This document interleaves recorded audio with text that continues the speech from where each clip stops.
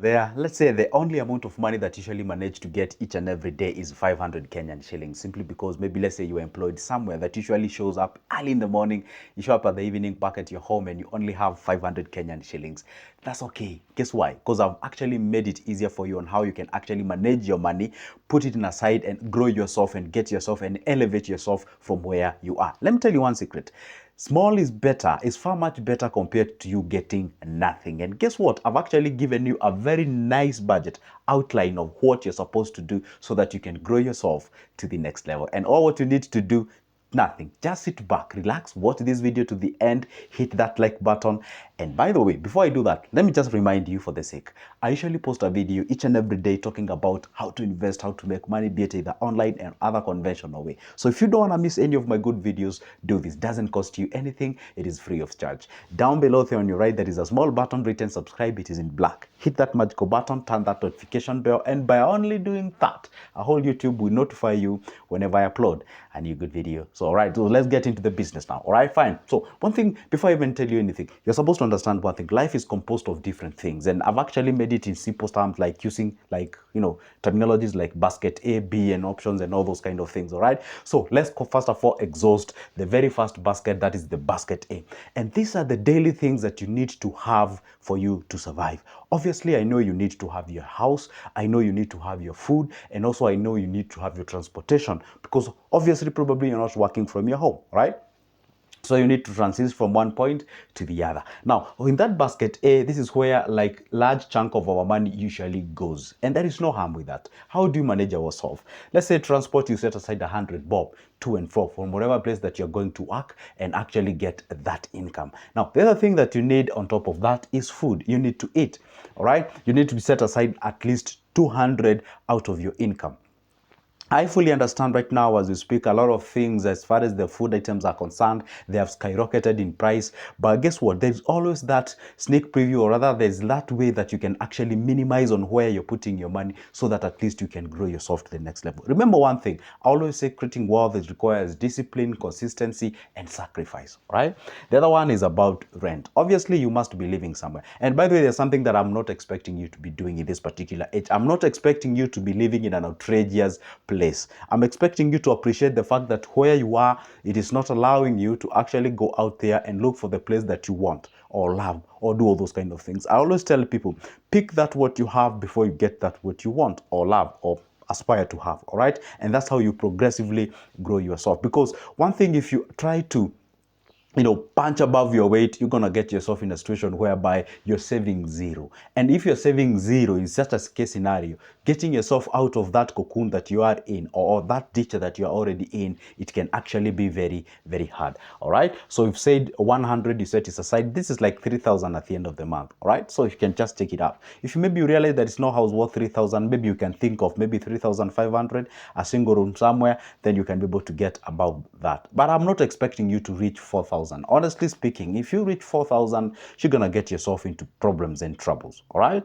But if you realize that you can actually curtail or cut down on this 100 for the transport, you take it back to the house. Maybe you say like you can take the 50 shillings and put here on the 100 shillings and get 4,500. You would be paying your rent. That's being wise. If you do that, that's an amazing thing. Now, see, if we've exhausted the basket A, we've actually achieved what we call the daily requirements. We have our food, we have a roof on top of our head, and we've actually paid for our transport.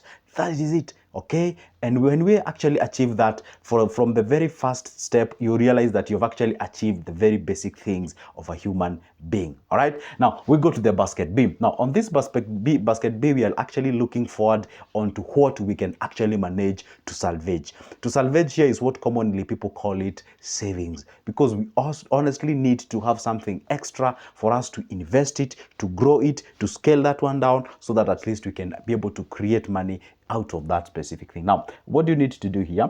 You need to actually at least salvage 100 Kenyan shillings each and every day. That's for sure. This is no doubt. Even if you get that 500 Kenyan shillings, immediately you set aside that 100 bob.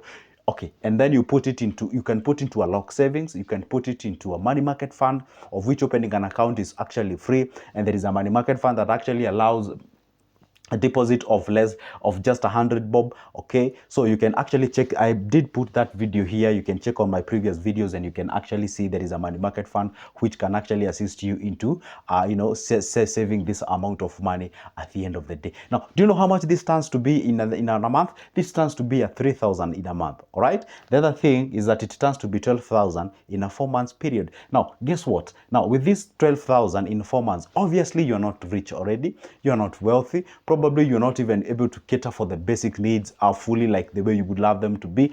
Because now if you settle at this particular region and say, hey, I've been saving, I have 12,000, I'm okay, and remember one thing, you cannot be able to grow wealth if you just stay in this region, if you just stay in this basket that you've actually ticked all the all the boxes that are required. You can't grow wealth out of this thing. Now, this is what you need to do. You need now to spill over, to move to the next option. Now you ask yourself, now I have my 12,000 here. Now what do I do? How do I grow myself? Because at this particular point, what I can tell you is that focus on what we call growing money, not storing money. You have to differentiate those two terms. So focus on growing money, because if you focus on growing money, then that means you can be able to actually scale up this 12,000 that you have here to a different level. Now, how do you do exactly that? Okay, now there are two options, or there are various options here. You can decide to take this 12,000, go and learn a scalable skill. What does it mean? You can look around and see, hey, you know what?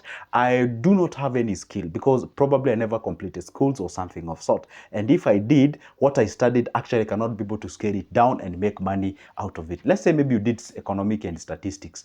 I do not know how you can scale that down, employ yourself and get money out of it. So therefore, you need a soft skill that can actually facilitate you into doing that.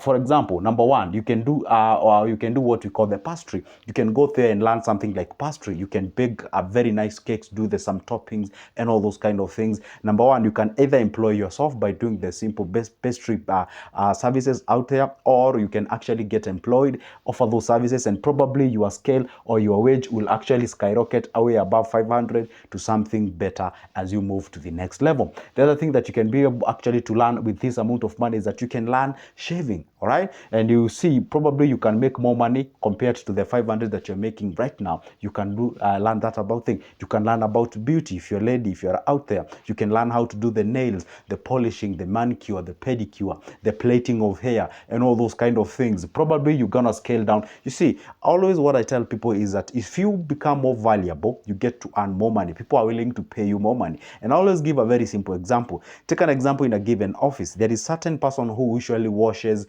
cleans, and who does all those kind of things. And usually he or she sits on a computer, or rather on a chair before a computer.